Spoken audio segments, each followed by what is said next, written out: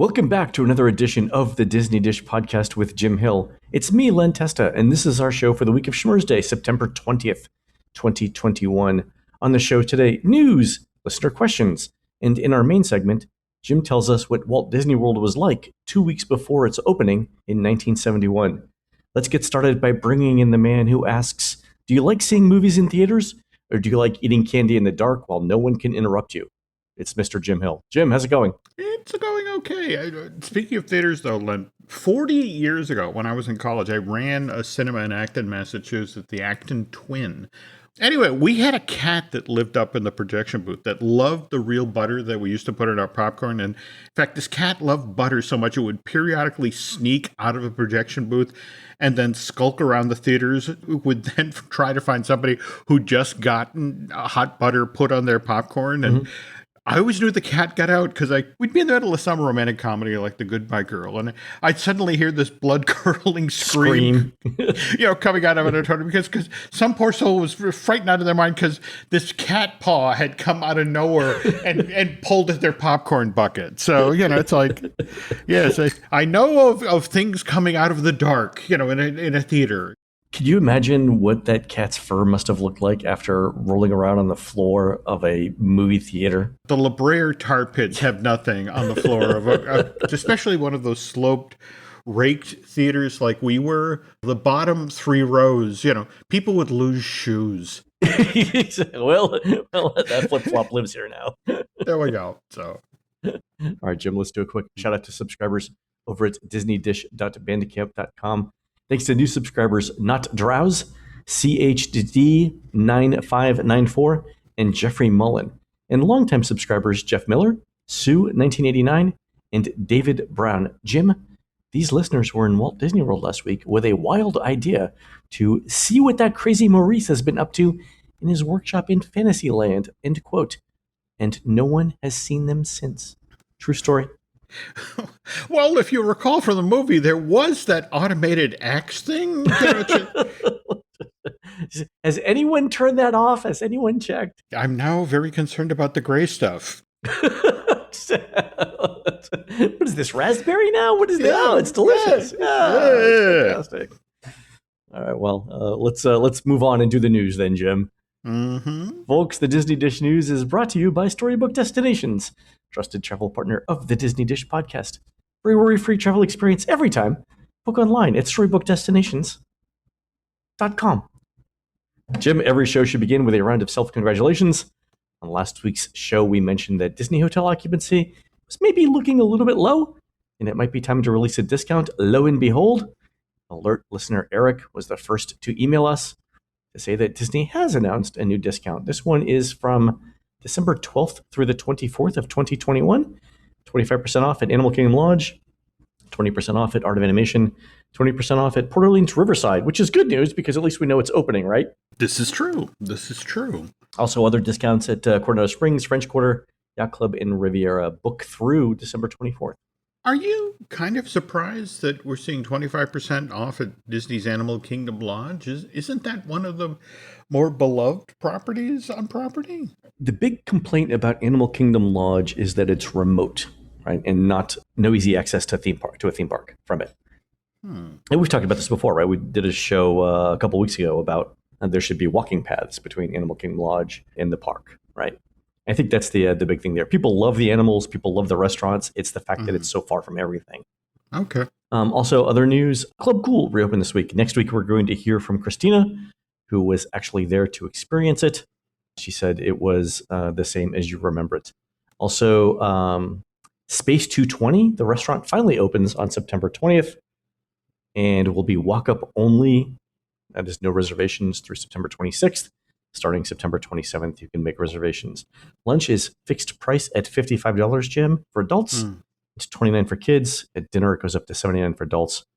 Stays at $29 for kids. And Jim, I note here that it's a fixed price menu because isn't there a trend towards fixed price menus in Walt Disney World now?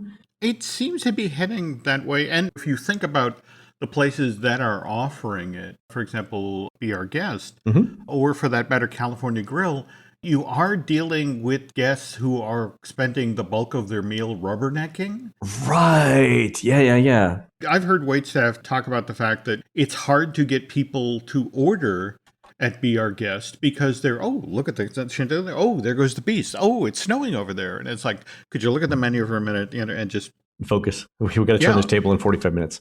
Yeah, that's it exactly. That's a great point. You mentioned the characters, because character meals are traditionally fixed price as well.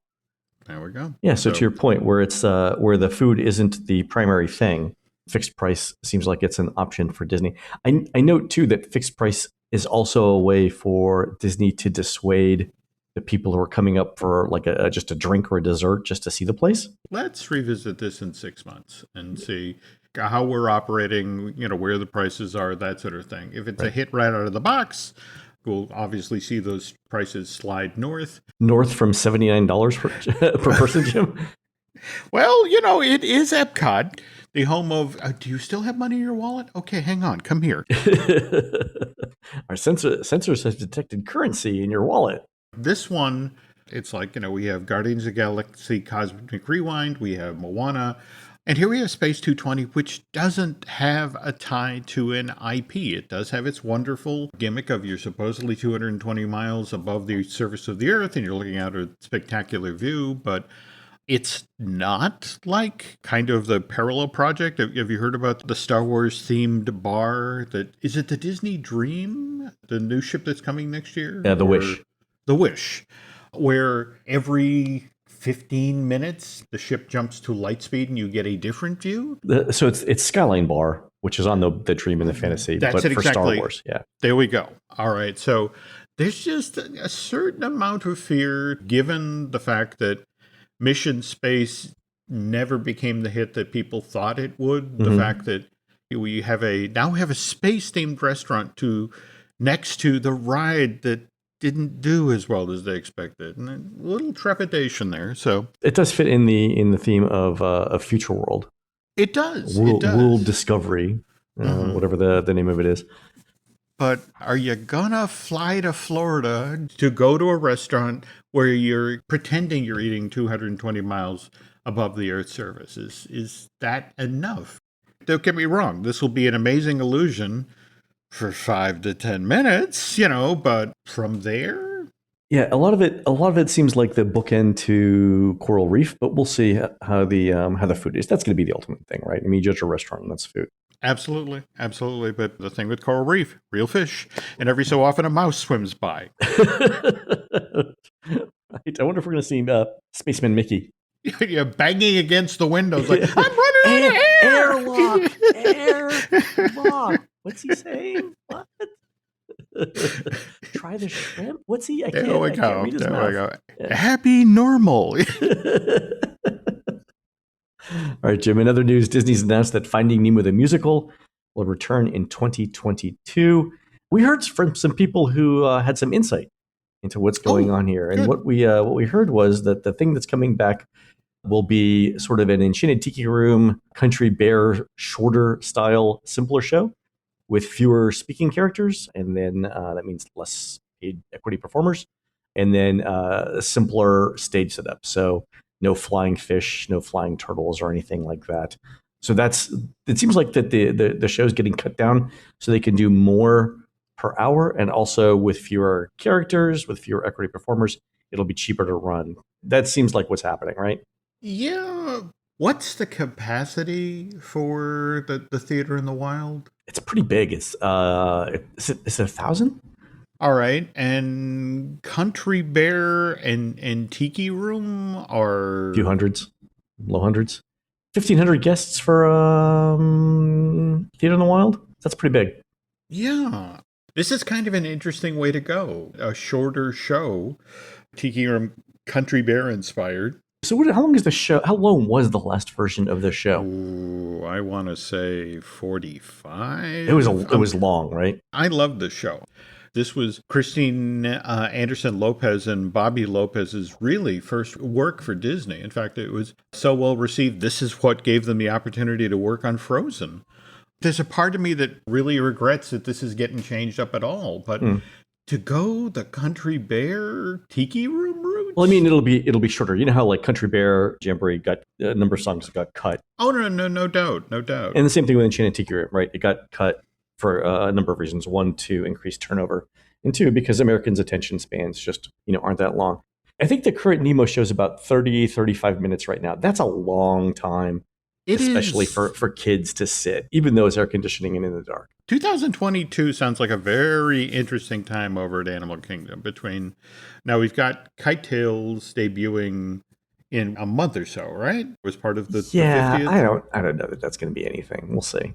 Well, that's what I'm saying. Just with Expedition Everest due to go down for a lengthy rehab. Well, that's okay. That's going to be interesting. So if it could be that they need Nemo to be a shorter show to take up for the reduced capacity that they'll have when. So Expedition Everest is going to go down for refurb. We've already lost Primeval Whirl, right? Collie River Rapids won't be running in the early part of the year because it's cold, and it typically doesn't run when it's cold. That is some capacity that will have been lost. They need to make that up. That's an interesting point. Maybe, a shorter show offered during that period. I mean, it's basically a Band-Aid on a heart condition, but it will buy them some breathing space during a tough operational time. But that's what they're dealing with. Okay, it does make sense to offer a shorter, quicker version of that show so we can get more people in there as people are walking around this park. What can I do? Everest is closed and there's no Primeval World. Yeah, on this side of the park, what do I do? Yeah. There you go. Okay. My guess is that the show's going to go from, and this is just speculation, I have no idea. I'm guessing it's going to go from like 35 to like 20 minutes per show, and that would allow them to run 2 every hour. Okay. All right. Well, just don't cut fish are friends, not food, or somebody's going to get hurt. Okay. I'm just saying. All right, Jim, let's do some listener questions. This one's from Derek. He says, hi guys, my wife and I are DVC and we're able to book reservations for the week of the 50th at Old Key West today. We were amazed there was availability. Should Disney be worried about this? Are people not coming for the 50th? There's definitely hotel availability for the 50th, which is kind of amazing. I think it's all related to Florida's COVID numbers. What do you think, Jim? Absolutely. Though I think we were talking just last week that aren't the numbers in Florida finally trending in the right direction? Yeah, they're finally going down, yeah. Yeah. That might be a little too late. No, I agree. There has just been this steady drumbeat about how bad things are in Florida. And it certainly doesn't help Disney that they've been stressing this is, a year-long celebration. So it's like, well, I don't need to go in October. I can catch this in December. I can catch this in January. I can catch this in February. Yeah, when it goes on for 18 months, you don't have to be there for right for the opening, right? I agree. And there's tons of interesting hotel availability. So we'll send that. There's a question from Spiro, and this one was for you. It says, Jim, you mentioned that future consideration for Hong Kong Disneyland, Mystic Point, might be built in the Animal Kingdom. It sounds promising, but is Imagineering considered putting Mystic Point at the Magic Kingdom in Adventureland, where there was talk of Fire Mountain being built? It seems like a better fit. Spiro's right. If you hammer on Fire Mountain, Disney Magic Kingdom, you can see an amazing piece of concept art that shows the giant volcano that was supposed to be built behind Pirates of the Caribbean, that was supposed to hide the Atlantis, the Lost Expedition attraction. Mystic Manor at Hong Kong Disneyland is a wonderful attraction. And there have been people who have been campaigning to bring that thing stateside. Mystic Manor would be a great fit for Adventureland, but the problem is that what he's describing, the notion of wouldn't it be cool to see Mystic Manor sticking up out of the jungle, sort of like the way the volcano was supposed to for Fire Mountain, but the mass of a volcano that periodically was supposed to smoke and go off, the Mystic Manor House, as it's been done for Hong Kong Disneyland, is much smaller. It wouldn't make quite the same visual statement. The idea was that, you're staying at the Polynesian and you look out your window and there's a volcano across the way. It's like, that's great. That sort of reinforces the adventure I'm having at this resort, where Mystic Manor wasn't going to be able to do that. Oh. One of the more intriguing reasons that people have been campaigning, it's like, let's get that attraction stateside, is the amount of plush that attraction moves. The Albert the Monkey. Oh, yeah. Evidently moves just as much plush as Figment does for the Journey into Imagination ride for Epcot. So strictly from a monetary point of view, there's a number of parks that would love to have this attraction in Florida. We were just talking about what's going on with Animal Kingdom, and that's a park that genuinely needs rides where I think about the Kingdom. We already have a ride of size, the Tron Light Cycle Run, under construction, supposedly opening. By the way, I just heard this week that Tron Light Cycle may get, I mean, it's kind of Ratatouille revisited, that it may get held till October 1st, 2022. Are you hearing anything like that? Or? I would not be. So I wouldn't be surprised if either Tron or Guardians gets held until either late 2022 or early 2023. Like they're not going to open both of them within weeks of each other. So it's just that they don't have anything else in the pipeline, right? No. Yeah. So okay, but no. Sparrow, you're not wrong. It's a wonderful ride. It would be fun to have it in Adventureland, but Kingdoms doesn't need new rides. On the other hand, Disney's Animal Kingdom does need some stuff there. And certainly they'd love an attraction where the people want the merge. You know, they want to go home with an Albert. So it'll be interesting to see how this shakes out. You could see how it might fit in Dinoland or in the Animal Kingdom as well. Either putting it in Magic Kingdom, you'd have competition with a Haunted Mansion. Other things. And to your point, there's a lot of stuff already to do in Magic Kingdom. They should spread the love around. And Animal Kingdom is the park that has gone the longest then without getting something new, right? It is, but of course the argument is, it's like, wait a minute, you do recall Pandora, don't you? It's like, oh yeah, that thing, tiny little thing, barely worth mentioning. Yeah, that was 2016? 2016. All right, so by the time, if they started groundbreaking today at Animal Kingdom, the earliest we would expect to see is like 2024. That'd be 8 years. Yeah, interesting. You bring up the pace of construction. We'll talk a little bit more about that with the feature today. All right, fair enough. Here's an email from Chris who says, in the discussion of individual attraction selections for Lightning Lane, there seems to be an understanding that it'll be for 1 or 2 attractions per park maximum. I'm curious how that'll evolve as new attractions open. I assume, for example, that when it opens, Tron will be an individual attraction selection. Does that mean that either Space Mountain or Mine Train will get bumped down to regular Genie Plus status, or will the list of individual attraction selection options grow as each new e-ticket opens? That's a great question. So, Chris, my sense is that Disney wants to keep the number of individual attraction selections to 1 or 2 per park, so that people don't use individual attraction selections as a substitute for VIP tours. Right? So if you could do 4 attractions per park in individual attraction selections, that would be cheaper than doing a VIP tour for the day. And Disney doesn't want that. So I think the number is going to be limited to 1 or 2. And to your point, one of them is going to drop down when something new happens. And I think we saw this with the old Fast Pass tiering system. I was about to say, I mean, if you remember when it was first introduced, what was that, 97?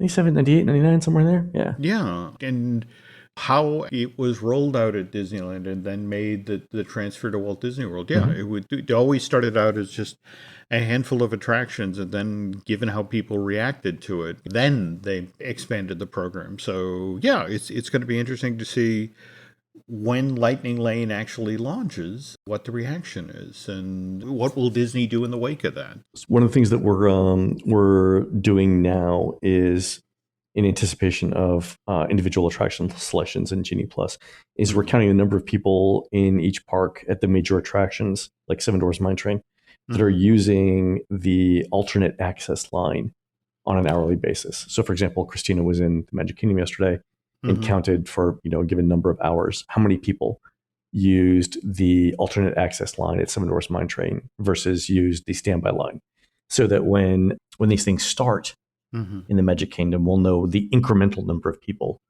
who are using the lane, and that means that they're either buying Genie Plus or individual attraction selections, depending on the ride that you're at. So that's clever. So we'll know, yeah. I love how you guys think around quarters. That's a great way to get at those numbers quick. So. Yeah, I mean, it's as simple as, putting somebody at the front of a ride and just counting the number of people who get in each line. And, and obviously it changes day by day, but on average over time, we should get a ratio, right? The number of people using one lane versus another. So we'll see. There you go. Here's a question from Jimmy, Says, Happy Schmurz Day. I love listening to the show. Do you have any tips for getting dining reservations for a group of 7 adults, 2 kids, and 2 infants who are each 2 years old?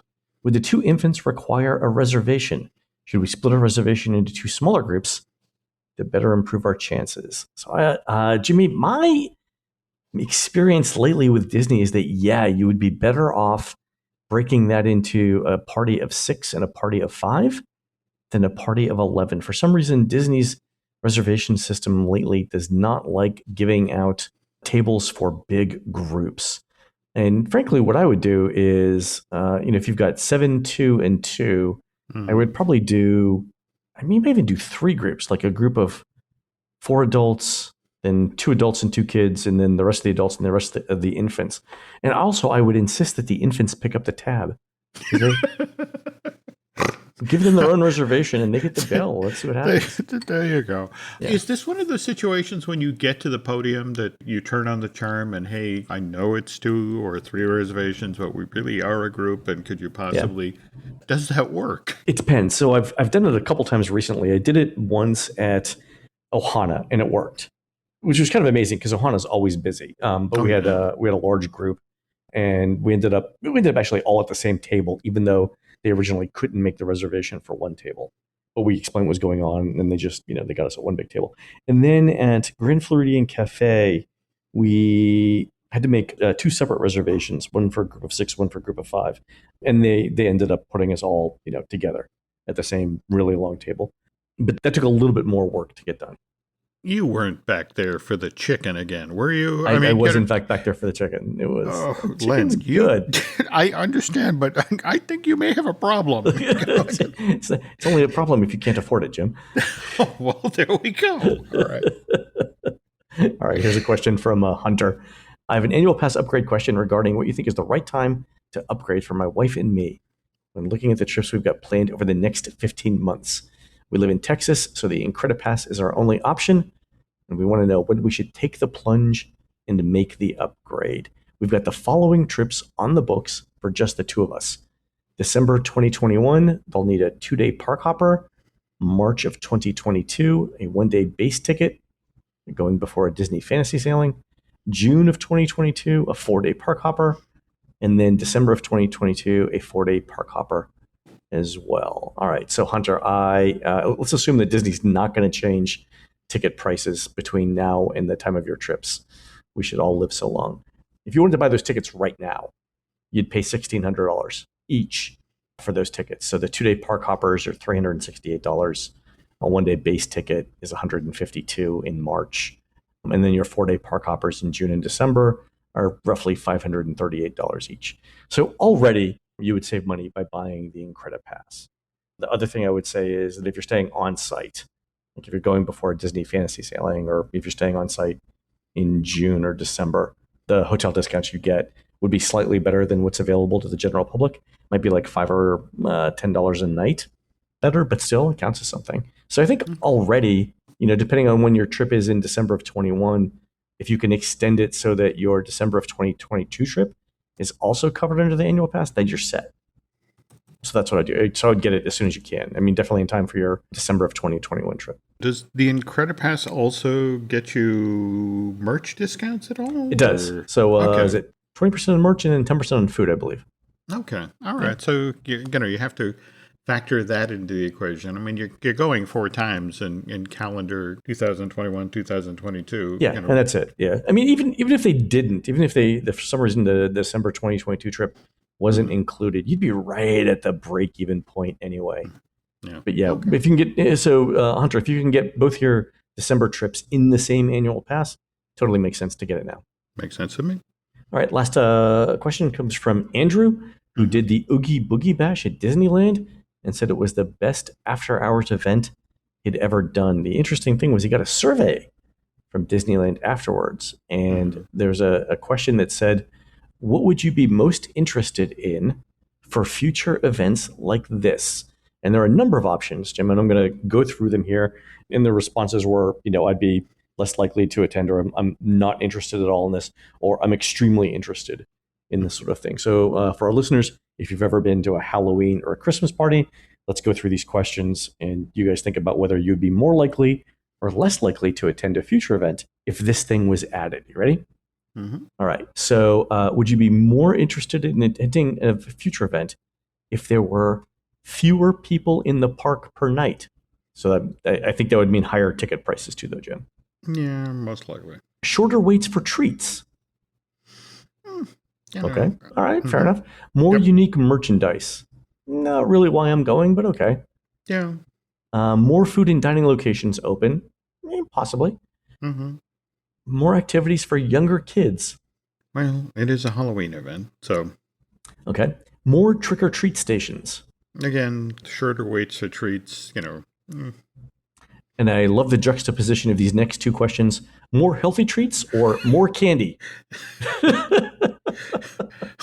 Okay, let's cut to the chase here. More candy, bigger bars. Okay, all right. There's a reason why when you were a kid, it's like, oh, that's the house with the full-size bars. Candy bars, exactly. There we go.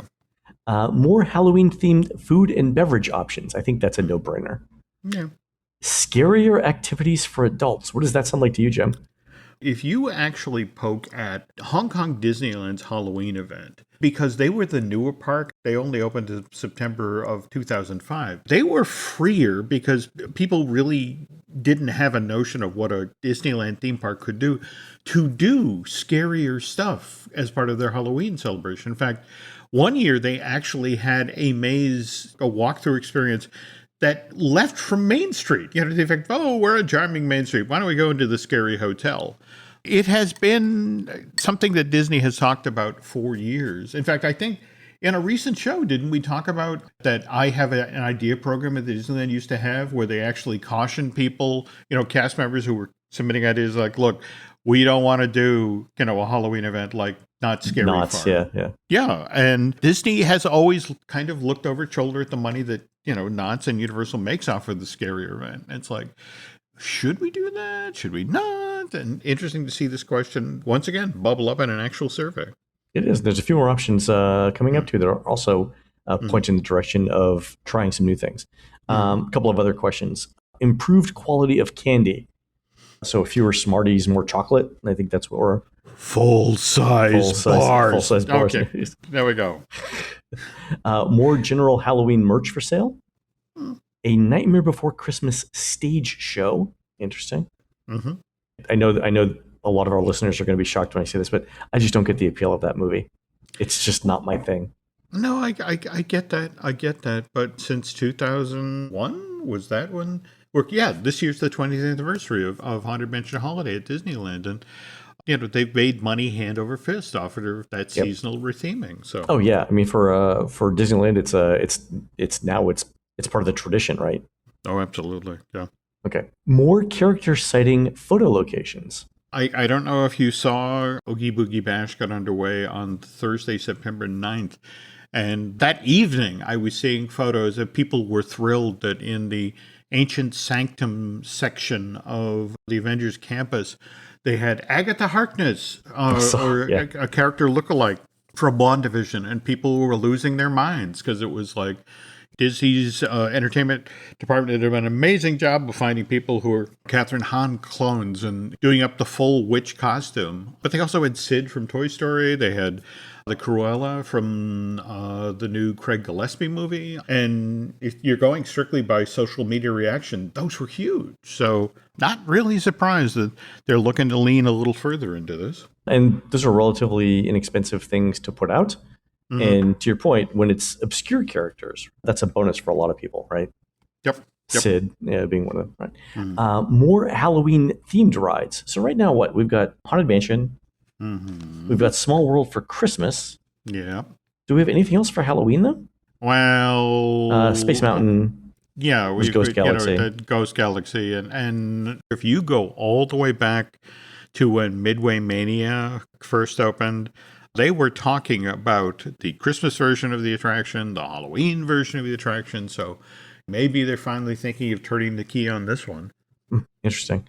A pre-party package, including a discounted hotel room to get ready for the event. Now, I think that's actually something. Like that's a good idea right there. Because a lot of people don't want to travel in their costumes, especially if you've got small children. Right? The idea that you want to sit on I-5 It's a hassle. I think that's a great idea, actually. And certainly if you think about the challenges that the on-site hotels at the Disneyland Resort faces midweek, the fact that, you're doing Oogie Boogies on Tuesday, Wednesday, Thursday, these are times when it's like, yes, please, come book a hotel room. Exactly. Yeah. It's nothing like a Tuesday night stay at the Disneyland Hotel. Yep. More characters roaming around the park, shorter waits for rides, more PhotoPass photographers, and the last one, a haunted maze. Yep. Where would a haunted maze go, Jim? Remember how there was supposed to be that Battle for Wakanda ride, at Avengers Campus? Right. There is a giant chunk of empty space standing roughly between Guardians of the Galaxy Mission Breakout, which of course this time of year is Monsters After Dark, and between Cars Land. So you could throw a maze back there in a heartbeat. And from an operational point of view, what's great about that is in order to experience the maze, you have to go deep into the park, which means you walk by all of those stores on the way in, yep, and you walk by all of those restaurants on your way out. So it's a win-win. You've got that spot, and I think there's a couple of the spots over by Paradise Pier where if you were creative, you could sort of shoehorn something in there. But yeah, the chunk of property, until they get serious about finally going forward with Battle of Wakanda, and everything we're hearing is that's at least a couple of years down the line now. Yeah. You'd have that for at least a couple of Halloweens, and that would certainly help drive attendance to Oogie Boogie Bash. It definitely would. And mazes are a staple of European theme parks, right? They are. That's why, for example, Disneyland Paris got the Alice in Wonderland maze. In fact, Shanghai also got its Alice in Wonderland maze, only that one was themed around the Tim Burton film. Oh, fantastic. All right, folks, that's going to do it for the listener questions. We're going to take a quick commercial break. When we come back, Jim tells us what Walt Disney World was like 50 years ago this week. We'll be right back. Feeling a little stressed and anxious these days? Gee, I can't understand why. Maybe it's time you gave BetterHelp a try. BetterHelp isn't self-help, and it isn't a crisis line either. It is professional counseling, which allows you, from the safety, comfort, and convenience of your own home, to connect with licensed professional counselors who specialize in depression, grief, family counseling, relationships, and anger. Anything you share is confidential. BetterHelp will assess your needs and match you with your own licensed professional therapist, and you two can then start communicating in under 24 hours. You'll get timely and thoughtful responses. Plus, you can schedule weekly video and phone sessions. BetterHelp is more affordable than traditional offline counseling, and financial aid is available. And speaking of available, this service is available to clients worldwide. In fact, so many people have begun using BetterHelp that they are now recruiting additional counselors in all 50 states. So why not start living a happier life today? As a listener to this podcast, you'll get 10% off your first month by visiting betterhelp.com/DisneyDish. Join over 1 million people taking charge of their mental health. Again, that's BetterHelp, HELP.com/DisneyDish. This episode is brought to you by Verizon. The experts have spoken. Verizon has been named America's most reliable network by RootMetrics, proving there's only one best network. Best and most reliable based on rankings from the RootMetrics U.S. Root Score Report. Dated first half 2021. Your results may vary. Hey, remember when Disney Dish used to do live events down at Walt Disney World? Do you miss that? Well, we do too. That's why, out ahead of the start of the resort's 50th anniversary celebration, we've been working with the very nice folks at Storybook Destinations to get another live event in the works. This one's going to be something of a twofer. We'll be staging it over the weekend of November 12th to the 15th, which means that event attendees will actually be on site just as Walt Disney World is officially kicking off this year's resort-wide holiday celebration. So this time around, event attendees can celebrate the spirit of the season, as well as Walt Disney World's 50th anniversary. So, double prizes. So what's the theme of this year's event, you ask? Spring into the season. This time around, we're going to do a deep dive into the history of Disney Springs. We'll do a walk and talk around that 150-acre shopping and dining complex, where we'll then drop by the birthplace of Disney character dining, not to mention discussing places like Madison's Dive, the club that came within inches of being built at Pleasure Island. There'll also be a scavenger hunt, followed by drinks at the seasonally rethemed Jock Lindsay's Hangar Bar. And around all that, well, there'll be trips to Epcot to see Harmonious, that theme park's new nighttime show, Not to mention a trip to the top of the GM Test Track show building, which is where Len Testa will share some theme park music that Buddy Baker wrote for several never-built Future World shows. After that, well, you can be part of the audience as Len and I record a brand new episode of Disney Dish right there at the resort, which will then be followed by a trip over to the Magic Kingdom, where you'll then get to attend Disney's very merry after-hours special event. There'll be food and fun, not to mention lots of great behind-the-scenes stories. So if you'd like to be part of Spring Into the Season with Jim and Len, then head on over to StorybookDestinations.com. They'll then fill you in on all the particulars when it comes to how you can get in on the fun that will be had at this year's live event. Just be aware, though, that Spring Into the Season, which again will be held at Walt Disney World from November 12th through the 15th, will have limited capacity. So don't delay, okay? Hope to see you there. Very few of us remember what we were doing exactly 50 years ago today, including me. But you happen to remember what Walt Disney World was like 50 years ago. Yes. In fact, I sent off my quarter to get the preview guide back in 1970, which I was fiendishly watching this thing come together from a distance. But on the ground in September of 1971, things were a little crazy at the Project Florida worksite. Well, let's start with the Contemporary Resort in the Polynesian Village Hotel. Construction is well behind schedule at this point.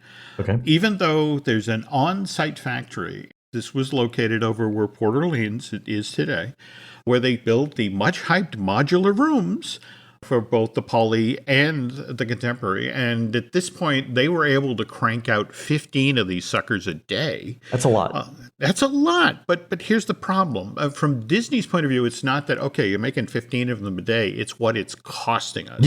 Exactly. Speed, quality, cost. You can have any two of the three. There we go. And this was the problem, that Disney had been promised these things at a set price going into this project. Right. But what they had not factored into this project at all was the cost of bringing all of these materials to the actual worksite so then the modular rooms could be constructed. We are talking about an Orlando that doesn't have a really for real airport at this point. They have the old McCoy Airfield. MCO, yep. There we go. And anything else has to either come by truck or by train. In fact, I want to say, for example, the berms to the monorail had to be constructed out in Oregon and then taken by train. They were transporting the last of the monorail berms across country in the winter. The beams. Those are huge beams. Yeah, they're huge beams. Okay, but the other thing, they're transporting them across the United States in the winter of 1970s. At least two of the largest beams, they go off the tracks and disappear into the woods. How do you lose a beam that big? Well, that was the thing. It was a very tight turn. And it was winter. The tracks were icy, and it's swampy too. So we could probably and it's heavy and it could sink. Yeah. So this is the thing. Somewhere en route between Oregon and Orlando, there were at least two giant monorail beams. Again, this is back when they were made fully of concrete rather than the ones that were made on site for Epcot, where they have a styrofoam core and then are covered with concrete. But somewhere out there, if somebody wants the ultimate collectible, they got to walk the rail and eventually find the monorail beam. But anyway, back to the modular hotel rooms. Because all this stuff has to be trucked into site and that sort of thing. Yeah. Each of the rooms are now costing 5 times what Disney had originally been told. And U.S. Steel's like, oh, by the way, I know we said we'd have the hotels open by October 1st. We're thinking Christmas. Though, if we're being completely honest with you, February 1972 is probably far more realistic. Yeah. And Roy O. Disney kind of loses his stuff. Takes it the way that you would expect him to take it? Yes. Yeah. All right.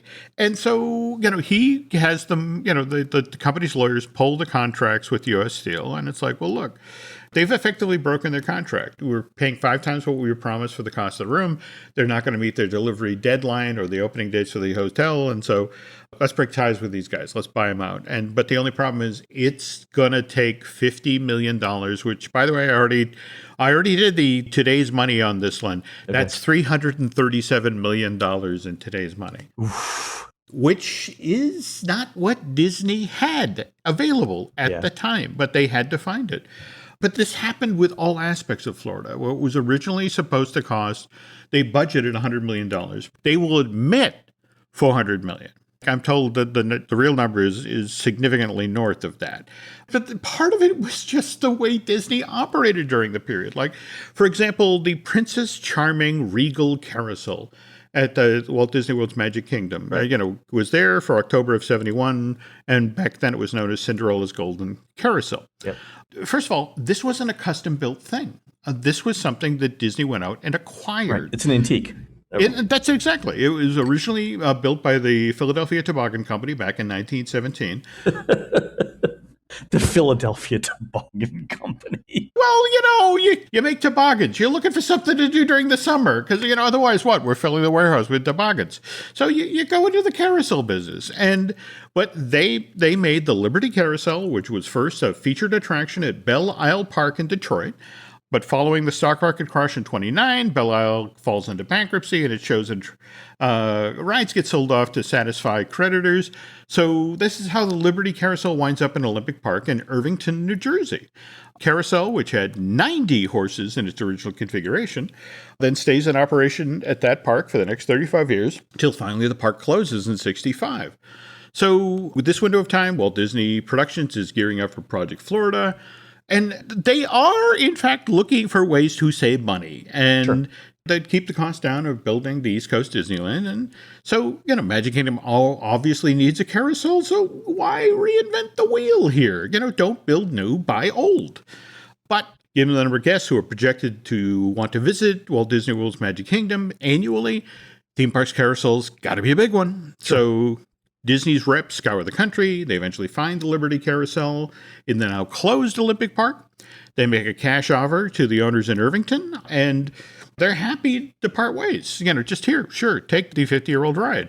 But it's not like you can just take this old carousel and ship it down to Florida to be for installation. It's first got to be refurbished and brought up to Disney quality. So the company first dismantles the attraction on site in Irvington. And then after every piece is crated up, they ship the Liberty Carousel off to Arrow Development in Northern California. They're the folks who built the original dark rides for Disneyland, Snow White's Scary Adventure, Mr. Toad, and the like. So they uncrate all of these wooden horses, which, by the way, this is old school craftsmanship, Len. That there are no screws. Everything is held together with wedges and wooden pegs. Yeah. And so every one of these horses has to be sanded down and repainted. And now every one of the horses has to be white. So guests won't be fighting over, they're a knight, they're a princess, they want to ride a white horse. And then also Disney wants to make every single one of the horses on this carousel a jumper, because previously moving up and down. There we go. Yeah. Because previously 2/3 of the horses on the thing were stationary, feet on the ground. So that forces Disney to reconfigure the Liberty Carousel's original setup, which will allow for the actual mechanics that power the up and down movement. Liberty Carousel has to go from being a 90-horse carousel to an 80-horse carousel. Never mind about the band organ in the center of this thing, which was originally imported from Italy. Likewise, the center and the canopy that have to be built and painted so they fit in the Fantasyland setup. All told, given the amount of money the Imagineers spent to turning this 50-year-old attraction into Cinderella's Golden Carousel, I was told by Mark Davis himself that Imagineering could have bought 2 completely new, custom-built carousels for that theme park for the same amount of money that Disney spent on refurbishing the Liberty Carousel. It sounds like every home renovation project ever, Jim. Yes, You get halfway through it and you're like, we should have just built a new house. The original lead horse from the Liberty Carousel is still on Prince Charming's Regal Carousel. Easy to identify. The former lead horse is the one with the eagle and the shield toward the front, and he's got a Native American on his rear flank. Really? Yep, still there today. So the tradition of spending too much time and money on attractions that already exist continues to this day at Walt Disney Imagineering. I just want to lay these stats out here, Len. Okay, the Tron Light Cycle Run. the attraction that WDB Magic said celebrates its 5th year of construction this year. Go ahead. Original opened at Shanghai Park, June 16, 2016. July 15th, 2017, at that year's D23 Expo, it is announced that the Magic Kingdom will be getting a clone of this Disneyland attraction. And it's now been 1,511 days since that project was announced, and the Walt Disney World version has not opened. To put that in perspective, Len, the first ground clearing for Walt Disney World's Magic Kingdom, the 2,500-acre parcel that makes up the Magic Kingdom theme park, the 2 original monorail hotels, the Contemporary and the Polynesian, Fort Wilderness Campground, Bay Lake and Seven Seas Lagoon, plus the Magic Kingdom parking lot. All right, so the original hotels, the original theme park, the parking, the infrastructure, all of it. Okay. Land clearing for that begins on May 30th, 1967. Okay. From the first ground clearing at Walt Disney World, and again in May of 67, to the very first guests pushing their way through the turnstiles on October 1st, 1971, 1,582 days. So 71 days less than, 71 days more right now than it's taken to get Tron to this point. Earlier in the show, you and I were talking about the fact that it's looking more and more likely, due to the way Disney Parks keeps its books, and that likes to debut new things for fiscal 2022. We are more than a year away now from this attraction. I guarantee you that a year from today, a year from whenever the show goes live, September 20th, both Guardians and Tron will not be open. Yeah, and when you line up the fact that, again, a 2,500-acre project, $400 million worth of construction in 1971 money got built out of the swamps of Florida. And there was nothing here, Len. I mean, it's taken over 5 years to build this attraction in a theme park that pre-exists. And it's not a question of, well, first we have to carve out the road to get to the work site. Right, you got a road. You got a major airport. You got all of the stuff that, in theory, that thing should have opened years ago. And don't get me wrong, I understand about the pandemic, and I understand about what that did to Disney's business plans and revenue streams and all that sort of thing. But the fact that we are sitting here talking about this attraction not being able to open to 2022, that's just nuts. Yeah, 5 years. 5 years. That's just nuts. So anyway, next week, we will continue the story of the final frantic days of Walt Disney World construction, especially the time when Dick Nunis flew out from California just so he could start kicking butt at the construction site. All right, folks, that's going to do it for the Disney Dish show today. Please head on over to disneydish.bandcamp.com, where you'll find exclusive shows never before heard on iTunes, including new shows on the history of Disney's Flying Saucer ride. On next week's show, we're going to continue the story of what Walt Disney World was like in the days leading up to its opening on October 1st. You can find more of Jim at jimhalemedia.com and more of me, Len at touringplans.com. We're produced fabulously by Aaron Adams, who'll be demonstrating his wet felt rolling techniques at the Oregon Flock and Fiber Festival on Saturday, October 23rd at the Lynn County Expo Center in beautiful downtown Albany, Oregon. While Aaron's doing that, please go into iTunes and rate our show and tell us what you'd like to hear next. For Jim, this is Len. We will see you on the next show.